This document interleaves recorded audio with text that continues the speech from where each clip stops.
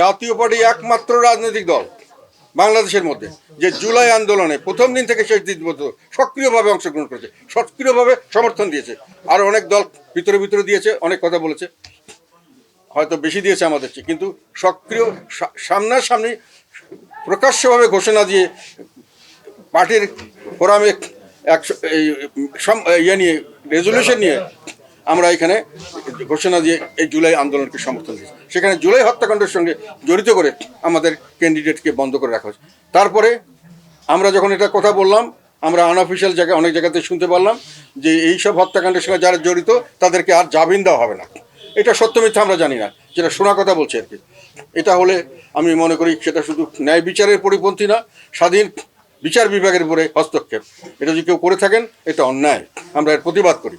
তো নতুন এবং ফিরে আসা গ্রাহকদের জন্য নগদে চলছে ক্যাশব্যাক সহ প্রতিদিন হাজারো উপহার জেতার সুযোগ। হবে আশা আর ফেরা, সারপ্রাইজ সেরা।